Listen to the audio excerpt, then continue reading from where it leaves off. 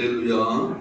하나님의 그 놀라우신 은혜가 이 시간 여러분 모두에게 충만하시기를 축복합니다. 오늘 우리가 읽은 요한계시록 21장 말씀을 중심으로 모든 것을 새롭게 하노라, 이런 제목으로 함께 말씀 가운데 은혜를 나누고자 합니다. 오늘 말씀에서 가장 눈에 띄는 것은 바로 새하늘과 새 땅이라는 말일 것입니다. 우리가 요한계시록을 다 알지 못해도 새하늘과 새 땅이라는 말을 아마 기억하고 계실 겁니다. 왜냐하면 이것이 바로 우리가 믿음 안에서 장차 가서 살 곳이고 우리를 위해서 하나님이 예비해 놓으신 곳이기 때문입니다. 사실 새하늘과 새 땅이라고 하는 말은 요한계시록에만 나오는 말이 아니고요, 구약 성경에도 나오는데 이사야 65장 17절 말씀을 보면 66장 22절과 함께 우리 한번 볼까요? 보라내가 새하늘과 새 땅을 창조하나니, 이사야 65장 17절에 이런 말씀이 있고 66장 22절에는 내가 지을 새하늘과 새 땅이 내 앞에 항상 있는 것 같이, 여기 새하늘과 새 땅을 창조한다고 말씀하셨고 새하늘과 새 땅이 항상 있을 것이다. 내가 지을 그 새하늘과 새 땅이 항상 있을 것이다, 이렇게 말씀하고 있는 것을 볼 수 있습니다. 그래서 새하늘과 새 땅이라는 말은 요한계시록에만 나오는 말씀이 아니고 이미 구약 성경에도 등장하는 말씀입니다. 뿐만 아니라 베드로후서 3장 13절 말씀에 보면 우리는 그의 약속대로 의가 있는 것인 새하늘과 새 땅을 바라본다, 이렇게 바로 고백을 하고 있는 것을 볼 수 있습니다. 그래서 이 새하늘과 새 땅이라는 말은 요한계시록과 함께 이미 구약에도 또 신약성경 베드로후서에도 기록되어져 있습니다. 이 새하늘, 새 땅, 새것, 새롭다, 이런 말은 바로 헬라어로 카이노스라는 말인데, 카이로스라는 말이 있고 카이로스라는 말인데, 오늘은 카이로스는 시간을 얘기합니다. 자연적으로 흘러가는 시간을 크로노스라고 얘기하고, 또 하나님이 역사하시는 종말론적인 시간을 카이로스라고 얘기하는데, 오늘 이 새롭다라고 하는 말은 카이로스가 아니라 카이노스입니다. 이 카이노스라고 하는 말은 전에 없었던, 예전에 없었던, 또 알려지지 않은 낯선, 놀라운, 이런 뜻을 가지고 있어요. 바로 이 새하늘 새 땅은 전에 없었던 것이고 지금까지 알려지지 않은 것이고 우리에게 어떻게 보면 낯선 것이고 아주 놀라운, 하나님이 예비해 놓으신, 하나님이 우리를 위해서 준비하시는 땅이 바로 새하늘과 새 땅이라고 하는 사실입니다. 새하늘과 새 땅은 그 누구도, 이 세상에 사는 어떤 사람도, 지금까지 아담 이후에 살아왔던 사람이든 아니면 주님이 오시기 전까지 살아가는 모든 사람들이 경험해 보지 못한 것이지만, 그렇다고 해서 이게 우리가 전혀 알지 못하는 것은 아니라는 사실이죠. 왜냐하면 이미 구약에도 예언되어 있고 또 신약에도 있고 또 요한계시록에 말씀하고 있기 때문에 우리가 알고 있는데, 이 새하늘과 새 땅은 완전히 다르긴 하지만, 그렇다고 해서 원래의 것, 원래 있는 이 땅과 이 하늘, 이 바다, 이런 것들과 전혀 다른 것이 아니라 연계성을 가지고 있다는 것입니다. 잘 이해가 안 되죠? 이게 무슨 말일까? 전혀 새로운 것인데 또 연계성이 있다, 연관성을 가지고 있다. 무엇과 같으냐 하면 부활과 비슷합니다. 부활. 여러분, 부활, 예수님이 부활하신 거 믿으시죠? 여러분도 부활하실 것을 믿으시죠? 자, 그러면 예수님이 부활하셨을 때 또 우리가 부활할 때 어떨 것이냐 하는 거예요. 어떤 몸을 가질 것이냐 하는 것이죠. 자, 예수님이 부활하셨어요. 부활하셨는데 부활하신 예수님을 만난 사람들이 딱 보고 예수님 알아보셨을까요? 알아봤을까요? 못 알아봤을까요? 몰라요. 막달라 마리아가 무덤에 있다가 부활의 주님을 만나는데 부활의 주님을 보고도 몰라요.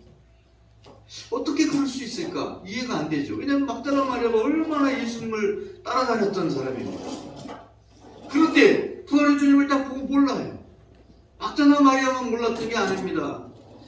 엠마오로 가는 두 제자가 있었는데, 12제자는 아니지만 12제에 속하지 않았지만 두 제자가 있었는데 그 엠마오로 가고 있어요. 예루살렘에서 엠마오 한 30여 리 정도 되는, 한 10km에서 한 11km 정도 되는 그 거리에 엠마오라고 하는, 예루살렘에서 엠마오가 거리가 그 정도 되는데, 예루살렘에서 엠마오로 이렇게 내려가고 있어요. 걸어가고 있어요. 서로 얘기합니다. 근래에 일어났던, 예수님이 십자가에 달려 돌아가시고 또 예수님이 다시 살아나셨다는 얘기도 들었다. 그러면서 얘기를 하면서 갑니다. 그때 예수님께서 합류하셔서 함께 얘기하시는데, 이 제자들이 예수님을 몰라요. 못 알아봐. 잘 이해가 안 되죠. 여기 제자라고 표현하는 사람들은요, 대부분 12제자뿐이 아니라 70제자도 있었고 예수님을 따르는 사람들을 제자라고 얘기하는데, 이 두 제자가 12제자에는 속하지 않았다고 할지라도 예수님을 적극적으로 따랐던 제자임에 분명함에도 불구하고, 예수님을, 부활하신 예수님이 눈앞에 있는데도 그 예수님을 알아보지 못해요. 왜 그랬을까요? 분명 그분이 맞습니다. 그런데 전혀 다른 분으로 보인다는 거예요. 이게 부활의 몸이에요. 여러분이 부활의 몸을 가질 때에도 마찬가지입니다. 분명히 내가 맞는데 전혀 다른 나예요. 여러분이 분명히 맞는데 전혀 다른 모습으로. 그래서 처음에 잘 못 알아보는 거예요. 물론 천국에 가면 알아요. 왜 아냐면 이 땅에서는 내가 그 지식을 알든지 이렇게 뭘 경험이 있든지 그래야 알지만, 천국은 직관의 세계이거든요. 직관적으로 알아요. 여러분, 그 아담이 하나님께서 지으신 동물들이나 이런 것들을 다 끌고 와서 이름을 지으라고 하잖아요. 그 많은 동물들, 그 종이 얼마나 많습니까? 하늘을 날아다니는 조류들, 또 이 땅에서 기어다니고 걸어다니는 그런 그 생물들, 또 바다의 물고기들, 얼마나 종류가 많아요. 수도 없이 많죠. 그런데 그 가지고 오는 것마다, 데리고 오는 동물마다 아담이 다 이름을 지었어요. 어떻게 그럴 수가 있을까요? 여러분, 바로 이 직관을 가지고 있었던 것이고, 그런 능력을 가지고 있었던 것이고, 그래서 바로 이름을 탁탁 지어낼 수 있었던 것이죠. 여러분, 부활의 몸을 설명할 때 이 부활의 몸을 뭘로 설명하냐면 애벌레와 나비로 예를 들어서 설명합니다. 애벌레와 나비는 동일체예요. 그죠? 같은 몸이에요. 자, 그런데 애벌레가 나비가 된다는 것을 모르는 사람이 나비를 보고 애벌레와 같다고 생각할까요? 전혀 생각 못하죠. 나비하고 애벌레는 생김이 다르잖아요. 또 생태도 다릅니다. 살아가는 모양이 달라요. 애벌레는 그냥 땅을 기어다니지만 나비는 어때요? 나비를 본 적이 없어요? 오늘 예배 끝나고 나가서 밖에 보세요. 나비가 있으니까. 나비는 날아다녀요. 기어다니지 않아요. 뭐 잠깐 걸을 수는 있을지 몰라도, 다리가 있어도 잠깐 걸을 수도 있을지 몰라도 날아다녀요. 전혀 생태가 달라요. 그런데 이 애벌레와 나비가 같다고 생각하기가 어렵다는 것입니다. 그렇습니다. 믿음 안에서 승리하는 사람에게 주어지는 새하늘과 새 땅은 우리 현생의 애벌레 같은 그런 이 현생과 같은, 이렇게 연계성이 있지만, 연관성은 있지만, 그러나 나비와 같이, 내생의 나비와 같이 이렇게 다른 변화된 것을 바로 우리에게 하나님께서 준비하고 계시다는 사실입니다. 이게 바로 새하늘과 새 땅입니다. 첫 번째 함께 나눌 말씀은, 새하늘과 새 땅은 어떤 곳이냐? 하나님이 새롭게 창조하신 세계라는 것입니다. 하나님께서 새로 창조하셨어요. 그리스도 안에 있는 사람은 새로운 피조물이다. 새로운 존재다. 고린도 후서 5장 17절 말씀에 보면, 그런지 누구든지 그리스도 안에 있으면 새로운 피조물이다. 이전 것은 지나갔으니 보라 새 것이 되었도다. 이게 누구를 가리켜 얘기하는 거예요? 예수 믿는 사람을 가리켜 얘기하는 거예요. 예수님 믿어서, 내가 예수님 믿었어요. 믿고 나서 그 다음 날에 저는 다른 사람이 됐을까요? 아무리 찾아봐도 그 사람이 그 사람이에요. 그런데 다르다는 거예요. 왜 다를까요? 무엇이 다를까요? 바로 하늘로부터 온 생명이, 하나님께서 나에게 주시는 영원히 사는 생명이, 죽지 아니하는 생명이 내 속에 들어와 있다는 거예요. 그래서 새로운 피조물, 새 것이 되었다라고 표현하고 있는 것을 볼 수 있습니다. 그리스도 안에서 새 창조, 새로운 피조물이라고 새로 지음받았다는 거예요. 새 창조가 일어났다고 하는 말입니다. 하나님은 새로운 존재가 영원히 살 수 있는 곳을 새롭게 만드시는데 그게 바로 새하늘과 새 땅입니다. 이사야 65장 15절 말씀, 아까 우리가 본 말씀입니다만, 보라 내가 새하늘과 새 땅을 창조한다. 하나님이 새롭게 만드시는 거예요. 새롭게 창조하시는 거예요. 그래서 오늘 우리가 읽은 말씀 1절에 보면 처음 하늘과 처음 땅이 어떻게 돼요? 없어졌다. 전혀 다르기 때문에, 전혀 다른 것을 주셨기 때문에, 또 내가 새하늘과 새 땅을 보니 처음 하늘과 처음 땅이 없어졌고 바다도 다시 있지 않다. 전혀 다른 것으로 하나님께서 만들어 주셨다고 하는 것입니다. 하나님은, 우리가 하나님에 대해서 첫 번째 아는 창세기에 보면 하나님은 뭐 하시는 분이에요? 창조주, 창조하시는 하나님이에요. 창조하시는 하나님이시기 때문에 새롭게 만들어, 모든 만물을 새롭게 만들어, 새롭게 하면 새롭게 되는 거예요. 그러니까 모든 것들을 새롭게 만들면 새롭게 만들어지는 역사가 바로 하나님의 능력 가운데 있다는 사실입니다. 하나님은 천지 만물을 새롭게 만드신다. 5절 말씀 보세요. 5절에 보니까 보좌에 앉으신 이가 이르시되 보라 내가 만물을 새롭게 하노라. 만물이라는 것은 모든 것이죠. 모든 것. 이 세상에 존재하는 하나님께서 만드신 삼라만상 모든 것들이 다 만물이죠. 만물. 보라 내가 만물을 새롭게 하노라. 바로 모든 것을 새롭게 만드시는 하나님이시라고 하는 사실입니다. 이 어떻게 새롭게 이걸 만들까? 사실 우리가 집을 짓는데, 이 옆에도 지금 집을 짓고 있는데 6월달부터 시작해서 아직까지 짓고 있어요. 그죠? 이제 한 5월 지나고 6월 되면 다 질 것 같은데 참 오래 걸리죠. 그 하나 토파기부터 해서 그냥 기초를 다 찌고 또 거기에 골조를 올리고 거기에 뭐 이렇게 시멘트를 해서 이렇게 하고 콘크리트를 치고 다 하는 게, 그렇게 하는데 참 시간이 많이 걸립니다. 근데 하나님은 어떻게 이걸 다 만드실까요? 어떻게 다 만드셔요? 하나님은 말씀으로 하세요. 말씀으로 창조하십니다. 모든 것을 새롭게 하노라 라고 말씀하시면 새로워지는 거예요. 어떻게 그럴 수 있을까? 여러분 창세기를 보시면, 창세기에 나와 있는 말씀을 여기 기록은 안 해놨습니다만은 창세기 1장 3절 말씀에 보면 하나님이 빛이 있으라 하시니 빛이 있어요. 이게 바로 하나님의 창조의 능력이에요. 여러분은 하나님을 닮았잖아요.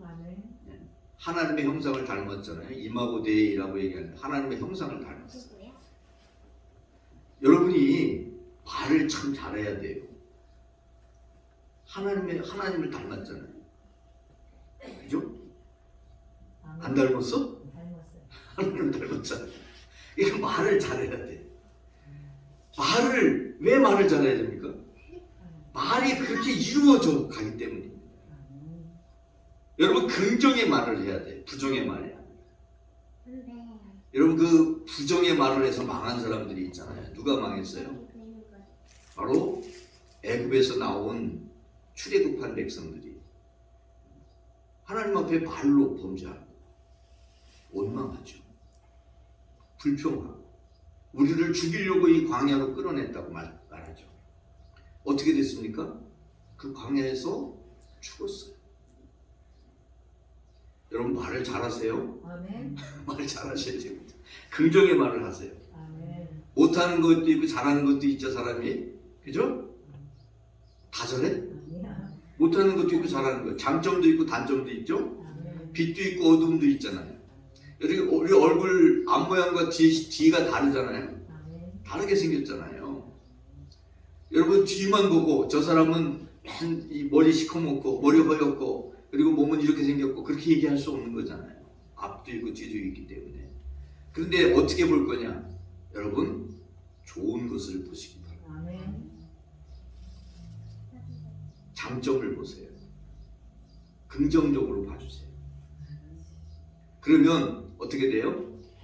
그렇게 보고 그렇게 말을 해주세요. 어떻게 될까요? 몰라. 그렇게 되어갑니다. 그렇게 만들어져 가요. 왜요? 우리가 하나님의 형상을 닮았잖아요. 여러분 말을 그렇게 하시기 바랍니다. 그러면 새롭게 되어갑니다. 새롭게 만들어져 갑니다. 기대하고 기도하면서 그렇게 만들어 가세요. 그러면 그렇게 되어갑니다. 왜? 말이 씨거든요. 좋은 씨앗을 심으면 좋은 나무가 맺힙니다. 사과나무를 심으면 사과 열매가 맺힙니다. 말이 씨예요. 말씨라고 얘기하잖아요. 말씨. 두 번째는 새하늘과 새 땅은 어떤 곳이냐? 새하늘과 새 땅은 하나님과 함께 사는 곳이에요. 하나님과 함께 사는 것이 새하늘과 새 땅이에요. 천국이 뭐냐? 천국은 무슨 뭐 대불 같은 집이 있고 뭐가 있고 뭐 좋은 게 있고 이게 아니야. 그게 아니고, 물론 그게 없다는 얘기가 아니라 있죠. 있는데 그걸 천국이라고 얘기하는 게 아니고, 천국은 뭐예요? 하나님과 함께 있는 거예요. 천국을 다른 말로 하나님의 나라라고 얘기하는데, 하나님의 나라, 바실레이아 투 데우 이렇게 얘기하는데, 바실레이아가 바로 그 왕국을 얘기합니다. 킹덤, 왕이 다스리는 나라를 킹덤이라고 얘기하는데, 이게 하나님이 다스리는 나라가 바로 천국이에요. 하나님의 나라예요. 하나님의 다스림을 받으며 하나님과 함께 사는 것이 바로 천국이에요. 새하늘과 새 땅의 특징이 뭐냐? 새하늘과 새 땅은 바로 그냥 좋은 곳에 우리가 사는 것이 아니라 바로 하나님과 함께 사는 곳이에요. 바로 우리 믿음의 사람들을 위해서 준비하셨는데 이 믿음의 사람들이 하나님과 함께 사는 거예요. 3절 말씀 보세요. 3절에 보면 보좌에서 큰 음성이 나서 이르시되 하나님의 장막이 누구들과 사람들과 함께 있음에 하나님이 누구와 함께 그들과 함께 계시리라. 하나님은 친히 그들과 함께 계셔서 뭐가 반복됩니까? 함께. 여러분 임마누엘이라는 말이 있잖아요. 임마누엘이라는 말이 뭐냐? God with us. 하나님이 우리와 함께 계신다는 거예요. 예수님의 이름이 임마누엘이잖아요. 임마누엘인데 예수님이 왜 이 땅에 오셨냐? 하나님이 우리와 함께 계시기 위해서 이 땅에 오신 분이 바로 예수님이라는 거예요. 바로 함께 하나님이 우리와 함께 사시려고 새하늘과 새 땅, 하나님의 장막이 사람들과 함께 있다는 거예요. 그렇습니다. 새하늘과 새 땅은 하나님과 함께 사는 곳입니다. 그리고 하나님은 끝까지 믿음을 지키기 위해서 희생하고 헌신하고 수고한 이들을 위해서 4절 말씀해 보니까 모든 눈물을 그 눈에서 닦아주시고 다시는 사망이 없고 애통하는 것이나 곡하는 것이나 아픈 것이 다시 있지 아니한 아픈 것을 치료해 주시는 여러분 아프다는 게 보통 우리의 몸만 얘기하는 게 아니잖아요. 여러분 마음도 아플 수 있고요. 영도 아플 수 있고요. 생각도 아플 수 있고요. 감정도 아플 수 있어요. 이런 것들을 바로 치료해 주시는 장소가 바로 새하늘과 새 땅이라고 하는 사실입니다. 하나님을 치료하시는 하나님, 여호와 라파, 치료하시는 하나님이라고 말씀하고 있잖아요. 하나님이 함께 계시기만 하면, 여러분이 하나님과 함께 계시기만 하면 여러분 가진 문제는 더 이상 문제가 되지 않습니다. 여러분의 고통을 주님께서 거두어 주시고 질병의 문제, 슬픔의 문제, 애통하는 모든 것들, 여러분이 가지고 있는 갖가지 문제들이 주님께서 치료해 주심으로 해결되는 역사들이 일어나게 된다고 하는 사실입니다. 아멘. 바로 새하늘과 새 땅은 믿음의 사람들과 하나님이 함께 사시기 위해서 그들의 어려움, 고통, 괴로움, 또 고난 이런 것들을 해결해 주시고 질병의 문제를 해결해 주시는 그런 곳이 바로 새하늘과 새 땅입니다. 아멘. 여러분 새하늘과 새 땅에는 뭐가 없을까요? 병원이 없어요. 아픈 사람이 없으니까. 새하늘과 새 땅에는 이 땅에 있는 것들 중에 없을 것들이 많습니다. 왜냐하면 필요 없는 것들이 많아지기 때문에 그렇죠. 자동차도 없어요. 자동차에서 나오는 오염물질 같은 것도 없어요. 왜 없을까요? 차가 필요 없으니까. 여러분 예수님이 부활하신 예수님이 제자들이 두려워서 문을 다 걸어 잠그고 있었잖아요. 문을 열고 들어가신 게 아니에요. 그냥 들어가신 거예요. 시간과 공간을 초월하는 세계가 그런 곳이 바로 새하늘과 새 땅의 차원이 다르죠. 이 땅의 차원과 달라요. 여러분 1차원, 2차원, 3차원 우리가 3차원의 공간에서 살아가는데 1차원과 2차원이 다 이 3차원 안에 다 들어가 있잖아요. 점과 선과 면이 다 3차원 공간에 있잖아요. 하나님의 차원에는 이 모든 것들이 다 들어가 있어요. 전혀 달라요. 그래서 전혀 다르다는 거예요.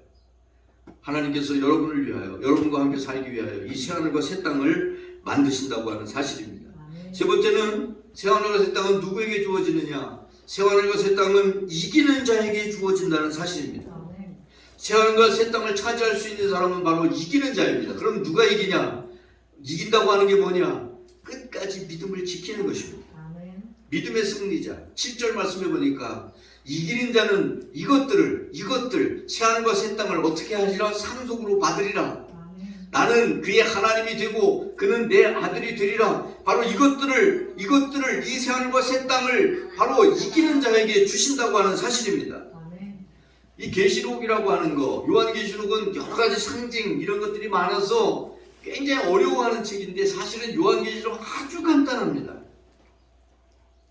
그 안에 뭐 숫자도 있고 여러 가지 암호 같은 내용들이 있으니까 야 이게 뭐 이렇게 어려운 책이냐 이렇게 생각할 수 있지만 사실은 간단해요. 왜 뭐가 간단하냐? 이 요한계시록이 쓰여질 당시에 세상은 로마 정부에 의해서 기독교인들이 핍박을 받던 때입니다. 10명의 황제가 기독교인을 핍박하죠. 313년 콘스탄티누스 대제가 기독교를 공인하기 전까지 10명의 황제가 핍박을 합니다. 300년 동안 10명의 황제가 핍박하니 한 30년에 한 번씩 핍박이 있었던 거죠. 그러니까 계속 핍박이 있었던 거예요. 이렇게 핍박받을 때 핍박과 환난 속에서 믿음을 지키는 사람들을 위로하기 위해서 너희가 끝까지 믿음을 지키라. 그러면 너희에게 하나님이 예비해 놓으신 새하늘과 새 땅이 있으니 새하늘과 새 땅에서 하나님과 함께 살게 될 것이니 믿음을 지켜라 라고 하는 말씀이 바로 요한계시록이에요. 그런데 요한계시록이 이게 여러 가지 암호 같은 게 많으니까 그것 때문에 요한계시록 때문에 이단들이 굉장히 많이 나옵니다. 요한계시록은 어려운 책이 아니에요. 우리가 어렵게 그냥 암호 같은 것들이 많으니까 어렵게 받아들이는 것뿐이지 사실은 그 내용이 환난과 어려움 속에서 핍박 속에서 고통 속에서 애통함 속에서 어려움 속에서 믿음을 지키는 사람들에게 끝까지 믿음을 지켜라. 그러면 바로 이기는 자에게 그게 이기는 자예요. 끝까지 믿음 지키는 자에게 하나님께서 새하늘과 새 땅을 주시겠다, 생명을 주시겠다고 하는 것을 말씀하고 있는 거예요. 여러분 어려울 때 믿음 지켜야 됩니다. 편안할 때도 믿음 지켜야 되지만 우리가 살아가는 세상은 지금 너무 편안해요. 그죠? 편안하니까 라오디게아 교회처럼 믿음이 차지도 않고 더욱지도 않고 미직지근해. 이게 문제예요. 라오디게아 교회의 모습 이게 참 현대교회의 모습이에요. 차지도 않고 뜨겁지도 않고. 그러니까 주님께서 말씀하시잖아요. 차든지 더욱든지 알아. 미직지근하면 내가 토하여 내치리라 이렇게 말씀하시잖아요. 다니엘의 이야기를 보면요, 다니엘이 그 메대와 바사 제국 때에 그 바벨론의 포로로 잡혀가서 메대 바사 제국 때 있었는데 메대 왕인 다리오 때에 120 그 전국을 120으로 나눠서 거기에 총독들을 세우고 그리고 이 120 그 성읍을 이거를 다스리는 3명의 총독을 세우는데 총리를 세우죠. 총리를 세우는데 그 중에 한 명이 다니엘인데 다니엘이 얼마나 철저하게 얼마나 신실하게 일을 하는지 그 함께하는 총리들 2명의 총리들이나 다른 사람들이 다 시기하면서 그냥 꼬투리를 잡으려는데 없어요. 어떻게 잡을 수가 없어. 일하는 게 너무나 신실하게 잘하니까. 그래서 딱 보니까 이 사무엘이 날마다 기도하거든. 하루에 3번씩 예루살렘을 향하여 창문을 열어놓고 기도합니다. 하루 3번 기도하는 게 이제 유대인들이 낮에 하루에 3번씩 기도하거든. 그걸 계속 하는 거야. 요거를 가지고 걸려 넘어지게 해야겠다. 그래서 왕에게 알랑방구를 끼죠. 30일 동안 다리오 왕 외에 다른 어떤 것에 신이든지 무엇에든지 구하는 자는 사자굴에 던져놓기로 하자. 그러면서 금령을 내리게 만들어요. 여러분 30일만 참으면 되잖아. 30일만 기도 안 하면 되잖아. 그죠? 근데 왜 안 해? 기도를 30일만 기도 안 하고 쉬면 되잖아. 그러면 걸릴 일이 없잖아. 근데 여러분 사무엘은 기도합니다. 보란듯이 창문을 열어놓고 예루살렘을 향한 창문을 열어놓고 하나님 앞에 기도합니다. 딱 걸렸죠. 어떻게 됐을까요? 사자굴에 던져졌습니다. 다니엘 6장 16절 말씀 보세요. 이에 왕이 명령하며 다니엘을 끌어다가 사자굴에 던져 넣어요. 어떻게 됐죠? 사자밥이 됐죠? 아니에요. 세상에 사자가 고양이같이 가만히 다니엘을 쳐다보고 있는 거예요. 왜 그랬을까요? 사자들이 눈을 삐게 했을까요? 어떻게 됐을까요? 하나님께서 그렇게 만드시고 하나도 정말 어디 하나도 상처난 데도 없이 깨끗하게 있다가 그 이튿날 다리오 왕이 다니엘을 불러내서 사자굴에서 나옵니다. 그리고 다니엘을 모함했던 사람들을 그 가족까지 다 집어넣습니다. 사자굴에. 어떻게 됐을까요? 사자굴에 떨어지기도 전에 다 사자들이 그들을 정말 삼켜버리고 다 부숴버리고 삼켜버리고. 여러분 다니엘이 바로 이 어떤 상황에서도 믿음을 지킨 이것, 어떤 상황에서도 기도했던 이것이 바로 이기는 자의 모습이에요. 여러분 끝까지 여러분의 믿음을 지켜나가시기를 바랍니다. 여러분 다니엘은 이 모든 것을 알아요. 자기에게 함정을 팠다고 하는 거 알아요. 그럼에도 불구하고 끝까지 기도합니다. 하나님 오늘 우리가 새롭게 되기를 원하십니다. 애벌레처럼 그저 땅만 바라보고 땅만 의지하고 땅만 기어다니는 인생이 아니라 눈을 들어 하나님을 바라보고 영이신 하나님을 바라보며 영적인 삶을 살아가시기를 원합니다. 땅에 잠깐 머무르지만 우리의 믿음과 영혼은 하늘을 홀홀 날아다니는 나비처럼 하나님과 함께 살아가는 여러분이 되어야 될 줄로 믿습니다. 그리고 장차 새하늘과 새 땅에서 우리 하나님과 함께 영생을 누려야 할 줄로 믿습니다. 여러분 그래서 우리는 오늘 어떠한 상황에서도 믿음을 지켜나가야 됩니다. 환난과 역경과 고난과 애통한 일을 만나더라도 우리는 주님을 의지하고 끝까지 믿음을 지켜 승리하는 자가 되어야 합니다. 그래서 하나님이 예비해 놓으신 새하늘과 새 땅에서 살아가는 하나님과 함께 영원히 사는 우리 모두가 되어지기를 간절히 축복합니다. 우리 기도하십시다. 하나님 아버지 감사합니다. 오늘 우리에게 복된 주일을 허락하시고 모든 것을 새롭게 하노라고 하나님의 말씀 함께 나눌 수 있도록 은혜 베풀어 주신 것 감사합니다. 새롭게 만드신 새하늘과 새 땅 우리가 끝까지 믿음을 지킬 때 하나님께서 그 땅을 우리에게 주시겠다고 말씀하고 계시오니 하나님 어떤 상황에서도 믿음을 지키게 하시고 믿음의 승리자가 되게 하시고 하나님이 예비하신 그곳에 영원히 사는 저희들 되게 해주옵소서. 우리에게 영생을 주시기 위하여 이 땅에 오신 우리 구주 예수 그리스도의 이름으로 기도 올립니다. 아멘.